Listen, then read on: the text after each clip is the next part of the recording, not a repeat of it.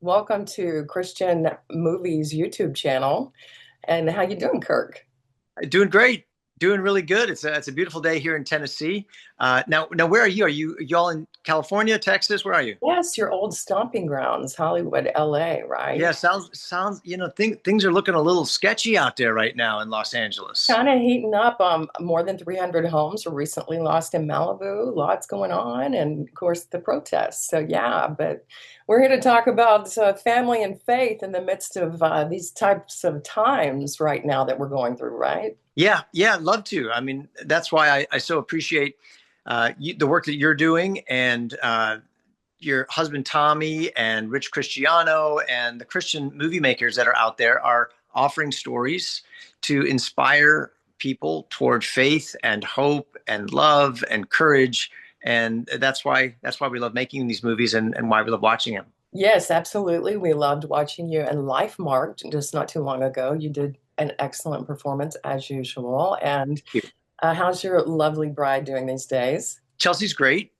She goes back and forth to California more often than I do, but she's just loving being a grandma. We just had a grandbaby girl about 9 months ago. She was born. Her name's Maya, and we're just loving it. So it's just so much fun. You know, Congratulations. it's Yeah. parenting 2.0, and it's great because we get to witness the highlight reel.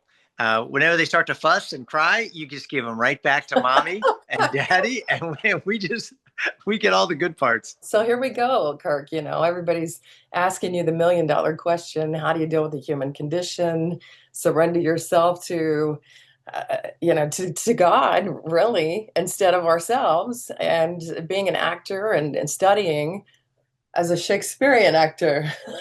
Yeah, yeah, not me. When I was on Growing Pains, I pretty much just played myself as a 14-year-old red-blooded American boy who was sneaking out of the house and trying not to get caught, and ask a pretty girl on a date without embarrassing himself.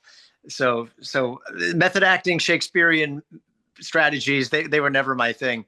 And right now I'm really not doing much of acting. I'm doing much more on the kind of producing behind the camera side. I love documentaries, making a children's TV show, and occasionally a movie here and there. And what's the name of your new podcast, by the way? The new podcast that we just started is called The Kirk Cameron Show. And I'm always hesitant to want to call anything the Kirk Cameron something, because once you call it the Kirk Cameron Show, you don't get a redo if it fails. I finally felt that this was the time when we could really put our best foot forward, because I'm 55. I'm a grandfather. I've got a little bit more perspective than I did when I was on Growing Pains. My theology is a little bit more developed. It's simmered for a while. My worldview is there. And I hope to learn more, but I think I've got enough to share that will give people some hope and some courage in the midst of all of this chaos. So we have 3 episodes a week, and I'm hoping to just go through the week with people on the Kirk Cameron Show. It's on YouTube. Monday mornings, it's coffee Bible devotionals.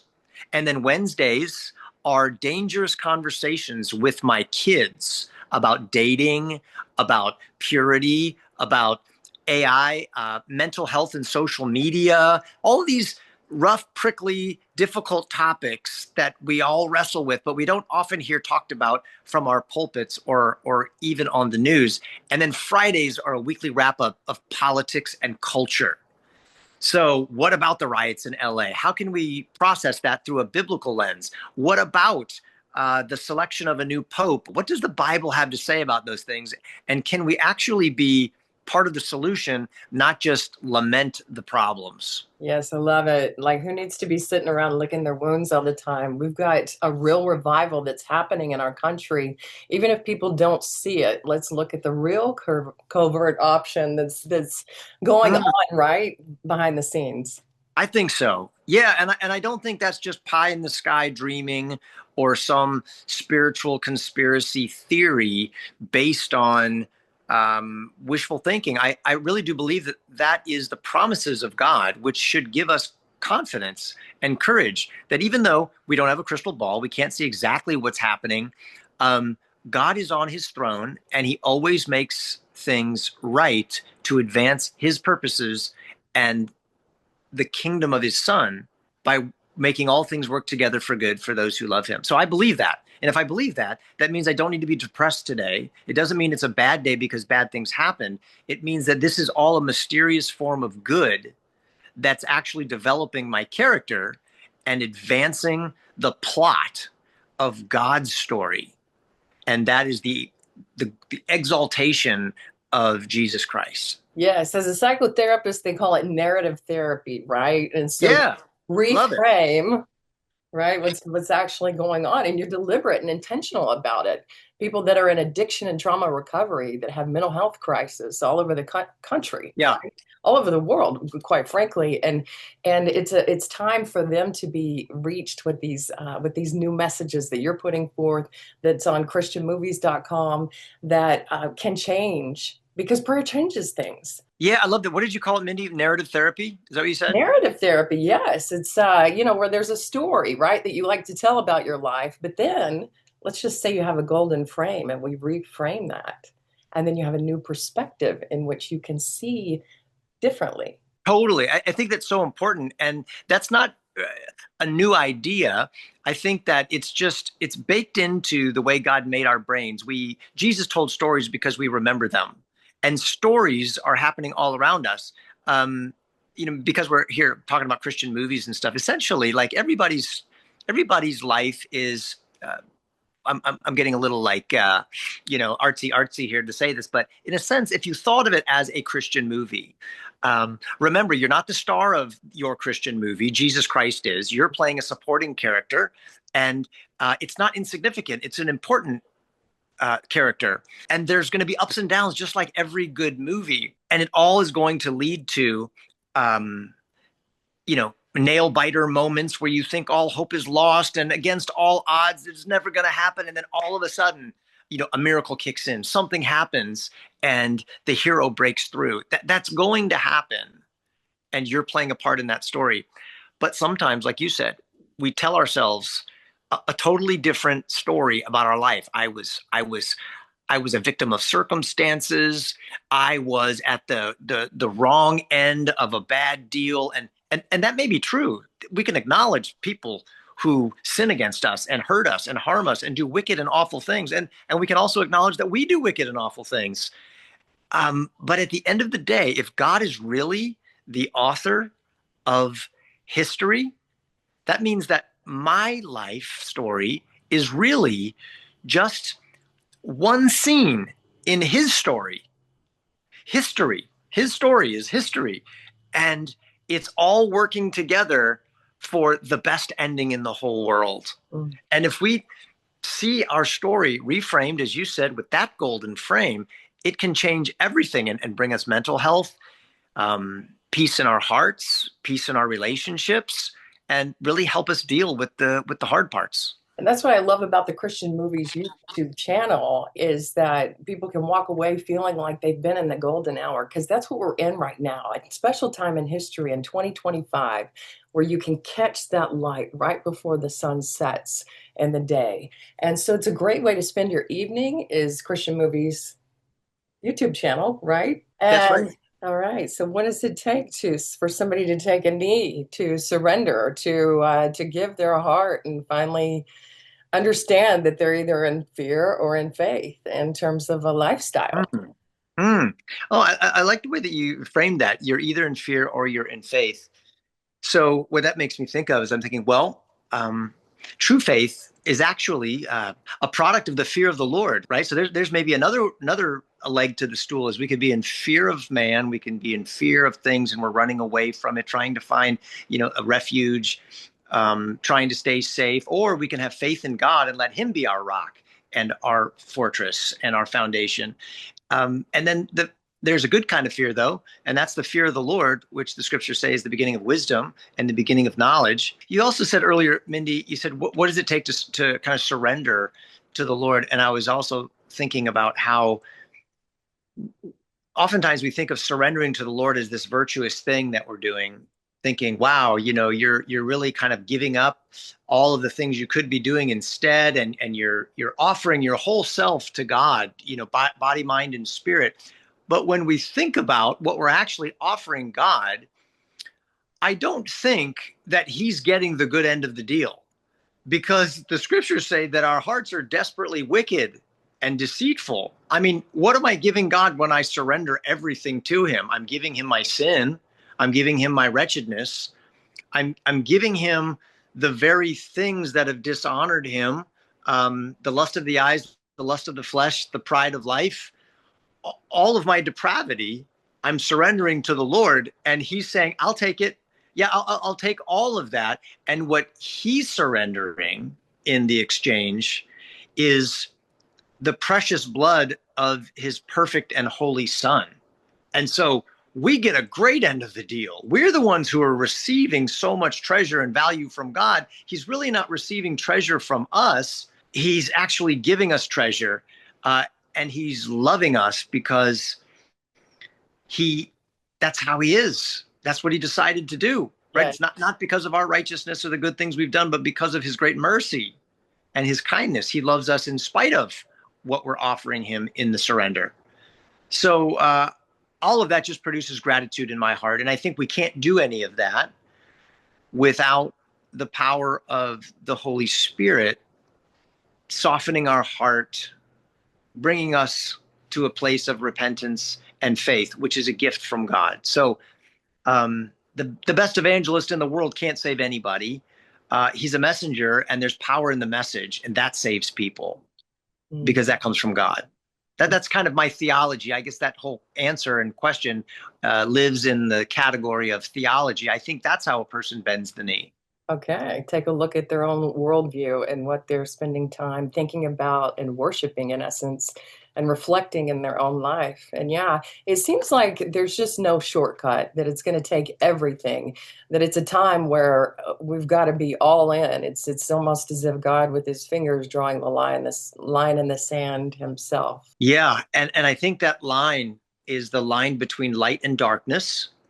And the only way for us who start out in the realm of darkness because of the downward drag of our own heart and its desires to transfer into the realm of light and truth is Jesus. He's the one who brings us over.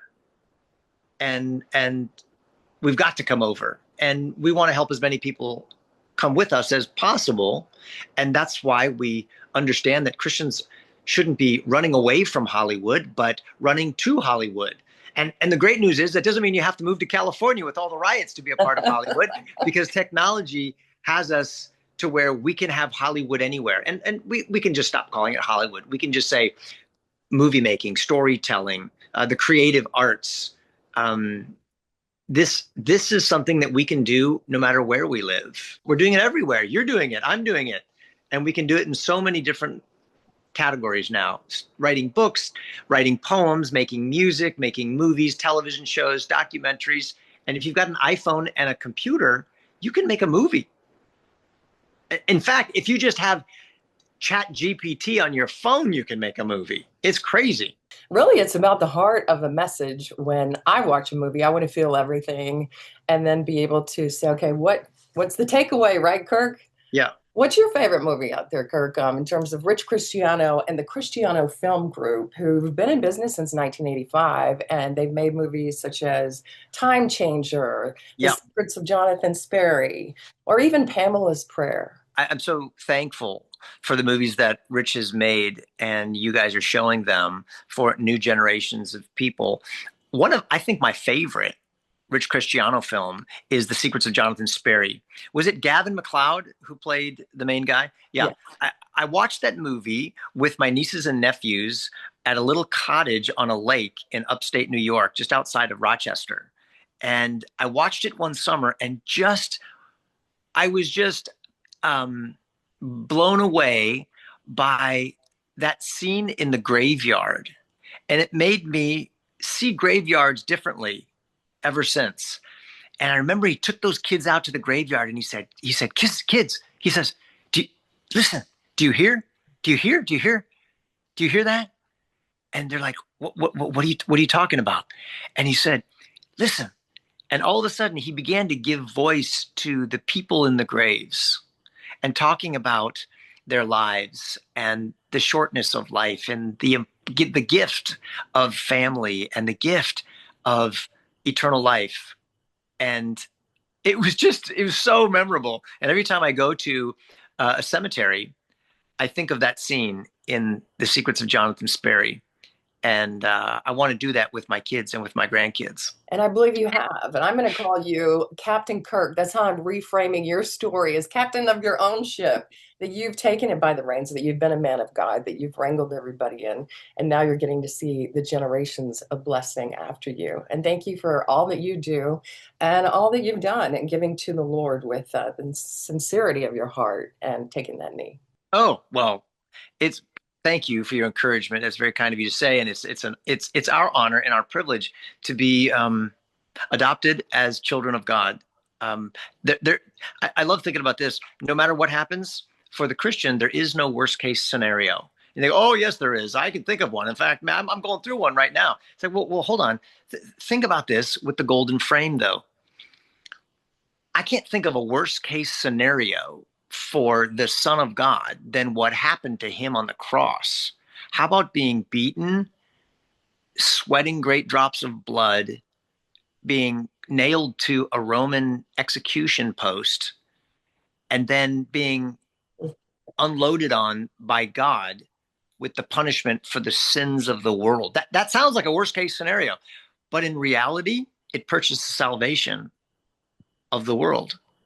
And it's the most glorious thing. And that's why we wear a cross on our necklace, is because God actually permits what he hates in order to accomplish what he loves.